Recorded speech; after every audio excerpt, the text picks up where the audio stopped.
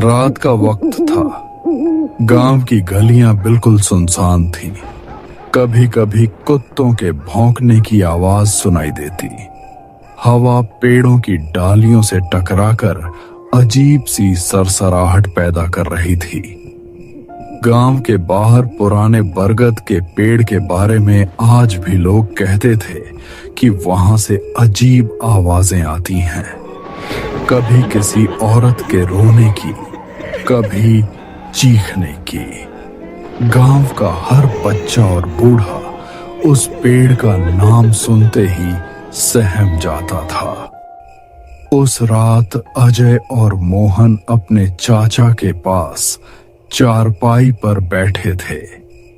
लालटेन की पीली रोशनी टिमटिमा रही थी और वातावरण में सन्नाटा और भी गहरा लग रहा था। चाचा, यह लोग उस बरगद के पेड़ से इतना क्यों डरते हैं? वहाँ क्या हुआ था? क्या सच में कोई भूत है वहाँ? हाँ चाचा, हमें पूरी बात बताइए।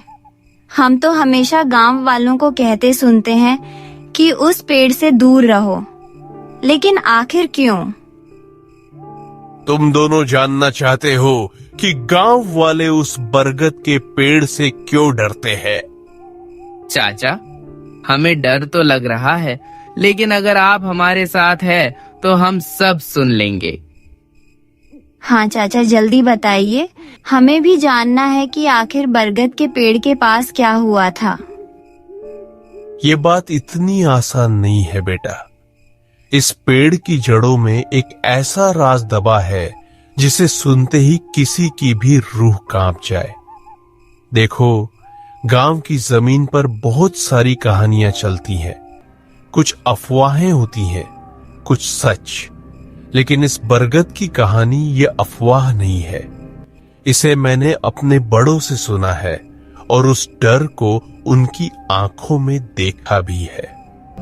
लोग कहते हैं बरगद की डालियां रात में हवा से नहीं हिलती, बल्कि किसी और शक्ति के असर से कांपती है। अगर देर रात कोई उस ओर निकल जाए तो कानों में किसी औरत के रोने की आवाज गूंजती है। तुम सोच रहे कि ये सब बातें डराने के लिए हैं, पर याद रखना बेटा, अंधेरे में कही गई हर दास्तान झूठ नहीं होती। बहुत साल पहले इसी गांव में दो दोस्त रहते थे, किशन और रघु। उनकी जिंदगी बिल्कुल आम थी, लेकिन एक रात उन्होंने वो गलती की जिसने उनकी किस्मत को बदल दिया और हमारे गांव को यह खौफनाक दाग दे दिया। आज मैं तुम्हें वही कहानी सुनाऊंगा, लेकिन ध्यान रखना, यह सिर्फ कहानी नहीं है, यह हमारी विरासत का डर है।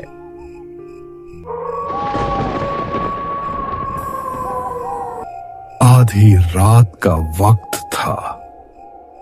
सभी लोग अपने अपने घरों में सोए हुए थे। किशन रात में अपने खेतों की सिंचाई करने की तैयारी कर रहा था, मगर उसकी पत्नी राधा उसे रात में बाहर जाने से रोक रही थी। सुनिए जी, इतनी रात को खेत जाना जरूरी है क्या? कितना अंधेरा है बाहर, कुछ अच्छा नहीं लग रहा।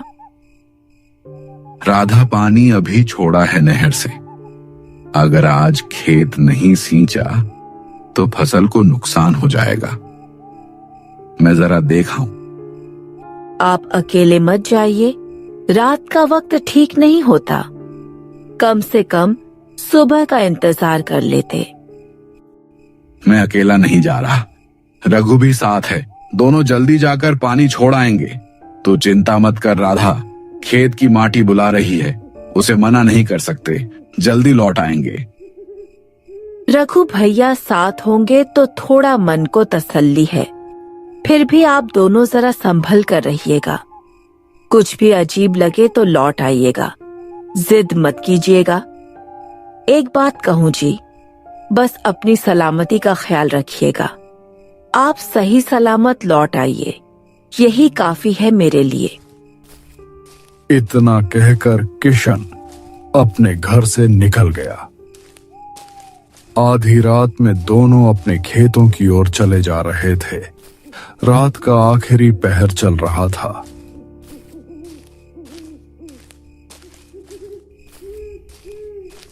उन दोनों ने जानवरों से बचने के लिए आग जला ली थी। वह दोनों उसे बरगद के पेड़ से ज्यादा दूर नहीं थे। अचानक उनके कानों में किसी के चिल्लाने की आवाज सुनाई दी। वह चीख दिल दहला देने वाली थी। दोनों दोस्त बहुत बुरी तरह से डर गए थे। किशन, तूने सुना यह कैसी दिल दहला देने वाली चीख थी? किशन, जो अपने शरीर से लंबा तगड़ा था, वह भी चौंक कर बोला, हाँ सुनी मैंने भी। मेरा तो खून जम गया। मुझे लग रहा है हमें तुरंत वापस चलना चाहिए। इस अंधेरे और सन्नाटे में ऐसे आवाजें आना अच्छा संकेत नहीं है। लेकिन रघु, तूने ध्यान से सुना। यह सिर्फ चीख नहीं थी, इसमें मदद की पुकार भी थी। कोई तो है जो हमें पुकार रहा है। शायद कोई मुसीबत में फंसा है। हमें इंसानियत के नाते देखना ही पड़ेगा। ना, बिल्कुल नहीं। रात का वक्त है और तू जानता है इस समय खेतों और जंगलों में जाने कितनी आफतें घूमती हैं। कौन जाने वहां कोई जानवर हो, कोई लुटेरा हो या कुछ और। हम क्यों बेवजह अपने सिर मुसीबत डालें? हमें फौरन गांव लौट जाना चाहिए। तभी अचानक फिर से उस बरगद के पेड़ के पास से बचाव बचाव और रोने की आवाज गूंजने लगी। यह सब सुनकर दोनों घबरा गए। अचानक से मन में कुछ सोचकर कृष्ण ने वहीं पड़ी लाठी उठा ली और बरगद के पेड़ की ओर चल दिया। पगला गया है क्या तू? यह आवाज इंसान जैसी तो है, लेकिन लगती नहीं। इसमें कुछ अनजाना सा डर छुपा है। यह कोई साधारण मदद की पुकार नहीं है, बल्कि मुझे लगता है जैसे कोई हमें फंसाने के लिए जानबूझकर पुकार रहा हो। मैं कसम खाता हूं, यह इंसान की चीख नहीं लग रही। यह कुछ और है, कुछ बहुत भयानक। रघु, सोच जरा, अगर वहां सच में कोई फंसा है और हम डर के मारे भाग गए, तो कल अगर किसी की लाश मिली तो क्या लोग हमें माफ करेंगे? सब कहेंगे कि हम पास होकर भी मदद नहीं कर पाए। मैं तो इस बोझ के साथ नहीं जी सकता। मैं देखे बिना नहीं रुक सकता। डरपोक मत बन। डर से भागना आसान है, लेकिन हिम्मत दिखाना मुश्किल। अगर वहां कोई अनहोनी भी है तो सामना करना पड़ेगा। मैं तो जा रहा हूं, तू चाहे तो यहीं खड़ा रहे, लेकिन मैं किसी की मदद की पुकार को अनसुना नहीं कर सकता। किशन के ऐसी बातों से रघु चुप हो गया और किशन भागते हुए कुछ ही पलों में उस भयानक जंगल में घुस गया। हे भगवान, यह लड़का तो मानने को तैयार ही नहीं। अब अकेला यहां अंधेरे में कैसे रुकूं? कहीं सच में कुछ निकला तो? मजबूरन मुझे भी इसके पीछे जाना पड़ेगा, वरना सुबह लोग कहेंगे कि मैंने अपना दोस्त मुश्किल में छोड़ दिया। थोड़ी देर बाद ही वे दोनों जंगल के बीचों बीच खड़े थे। रात के अंधेरे में वह दोनों आंखें फाड़ फाड़ कर देखने की कोशिश कर रहे थे। इतनी ही देर में उस औरत की चीखें उन दोनों के कानों में पड़ी। किशन और रघु चिक की दिशा में भागने लगे। वह दोनों थोड़ी ही डर गए थे। तभी सामने से तेजी से कोई भागता हुआ आया और किशन से टकरा गया। उससे टकराने वाली एक औरत थी। डर के मारे वह किशन से लिपट सी गई और डरते हुए कह रही थी, बचाओ बचाओ, मुझे कोई बचाओ, मैं अकेली हूँ, कोई मेरी मदद करो। इतना कहकर वह किशन की बाहों में ही बेहोश हो गई। किशन उसकी खूबसूरती को देखा ही रह गया। फिर रघु से बोला, रघु, ये देख, ये औरत डर से थर-थर कांप रही थी और मेरी बाहों में ही बेहोश हो गई। मुझे लगता है यह बड़ी मुसीबत में। किशन, मुझे अच्छा नहीं लग रहा। यह सब बहुत अजीब है। आधी रात को अकेली औरत, वो भी इस सुनसान खेतों में। तू नहीं समझ रहा, इसमें कुछ गड़बड़ है। इसकी हालत देख प्यास और डर से बिल्कुल टूटी हुई लग रही है। तू जल्दी से पानी ले आ। इसे होश में लाना बहुत जरूरी है। मेरा भी मन नहीं कर रहा यहाँ से हिलने का, पर तू इतना जिद कर रहा है तो जाना ही पड़ेगा। लेकिन याद रख, अगर मेरे साथ कुछ हुआ तो जिम्मेदार तू होगा। रघु पानी लेने वहां से चल पड़ा।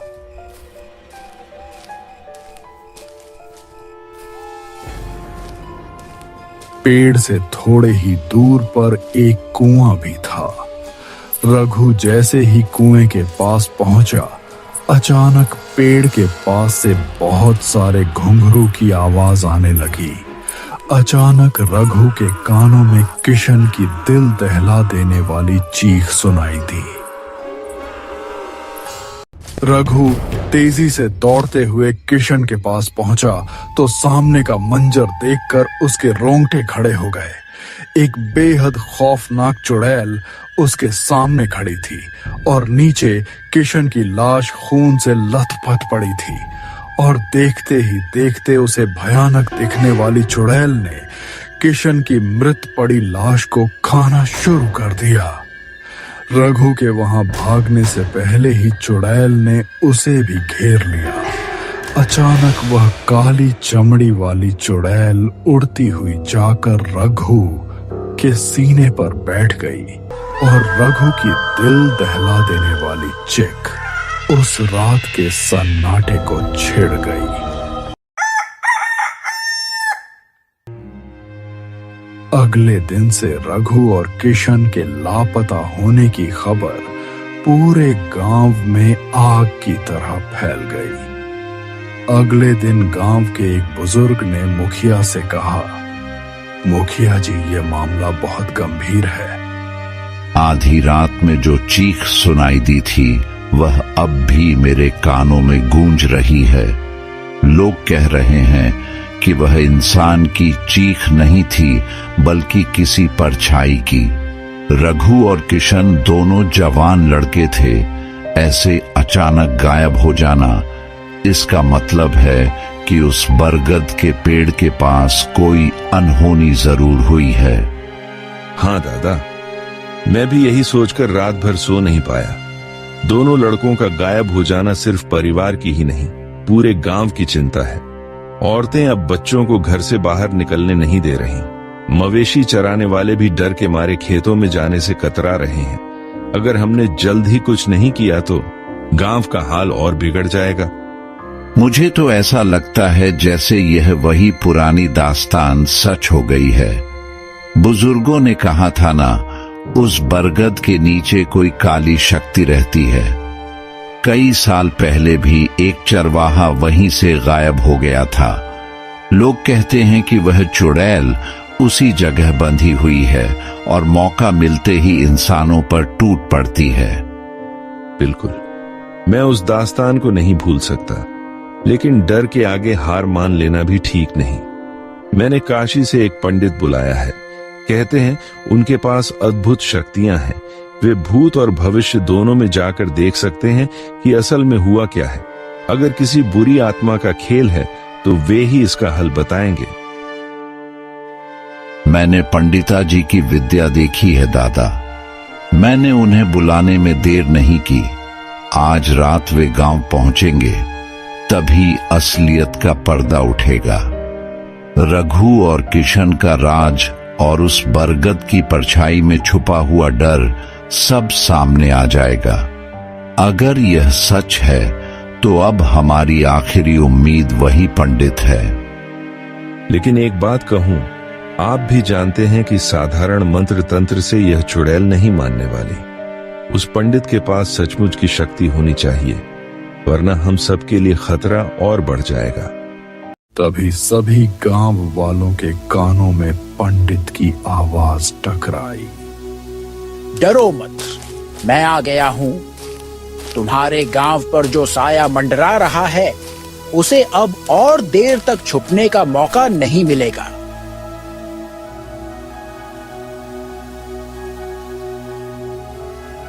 मैं जानता हूं तुम सब डरे हुए हो, लेकिन सच जानना आसान नहीं होगा। वह बरगद का पेड़ सिर्फ साधारण पेड़ नहीं है। उसकी जड़ों में पुरानी आत्माएं बांधी गई हैं, और जब भी कोई वहां से गुजरता है, वह चुड़ैल अपनी शक्ति बढ़ाने के लिए बलि खोजने लगती है। रघु और किशन का गायब होना साधारण घटना नहीं, यह उस शक्ति का पहला संकेत है कि वह फिर से जाग उठी है। अब समय आ गया है कि उसका सामना किया जाए। आज रात मैं उस बरगद के पेड़ के पास अनुष्ठान करूंगा, लेकिन याद रखना, मंत्र और अग्नि से घिरी मेरी रेखा में कोई बाहर नहीं निकलेगा, चाहे कैसी भी चीख क्यों ना सुनाई दे, वरना उसका असर पूरे गांव पर होगा।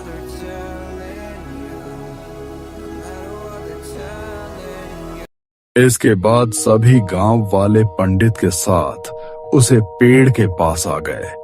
सारा गांव पंडित जी के पीछे पीछे बरगद के पेड़ तक पहुंचा। अंधेरे में हवा ऐसी बह रही थी मानो किसी ने रोते हुए सिसकारियां भरी हों।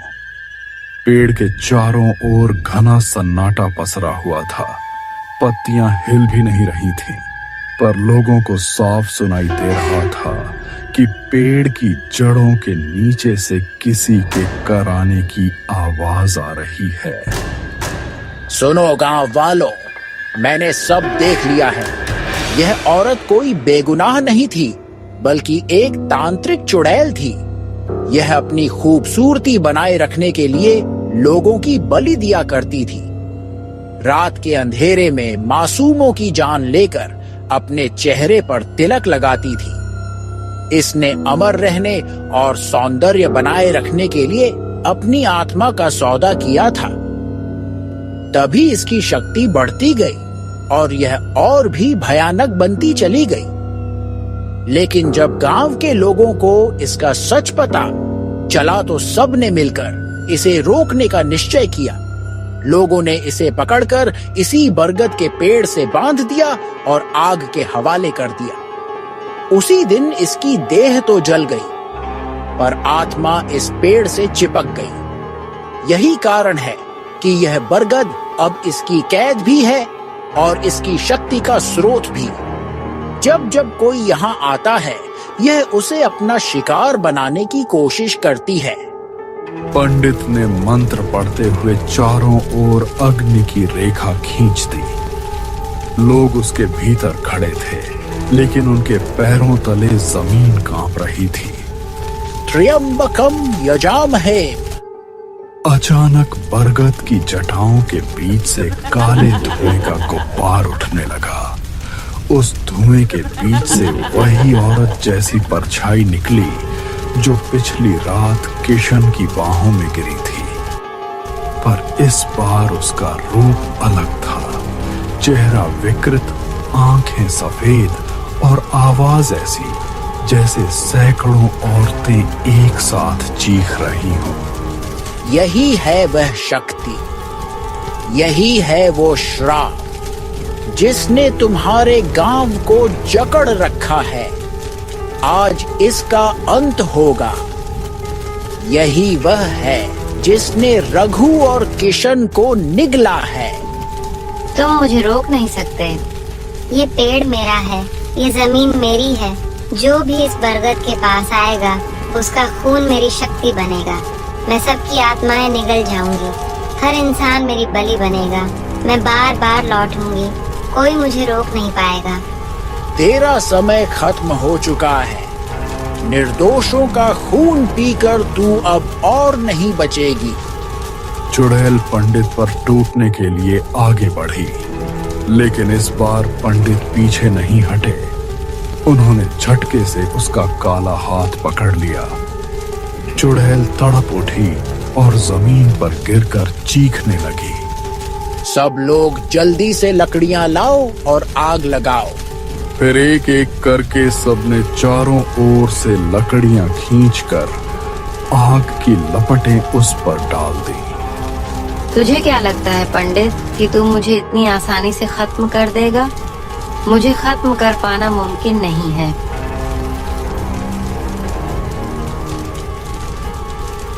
कुछ ही देर में चुड़ैल का पूरा शरीर राख बनकर जमीन पर बिखर गया। गांव वाले कांपते हुए एक दूसरे का हाथ पकड़कर खड़े रहे, लेकिन उनके चेहरों पर डर की जगह राहत थी। अब यह श्राप खत्म हुआ, लेकिन याद रखना, बरगद के पास कोई अकेला नहीं जाएगा। इसकी जड़ें अब भी अंधेरे का रास्ता है। गांव वालों ने सोचा कि अब सब खत्म हो चुका है, लेकिन सच्चाई यह है कि कुछ परछाइयां कभी मिटती नहीं। बरगद की जड़ों के नीचे अब भी एक ऐसा रहस्य दफन है जो सही समय आने पर फिर बाहर निकलेगा। लपटें तो बुझ गई, मगर हवाओं में अब भी उसकी चीख गूंजती है। क्या यह अंत था या किसी और खौफनाक शुरुआत की दस्तक? दोस्तों, ये कहानी पसंद आई है तो प्लीज वीडियो को लाइक करें, चैनल को सब्सक्राइब करें, क्योंकि आपकी एक लाइक हमें बहुत ही ज्यादा मोटिवेशन मिलेगा।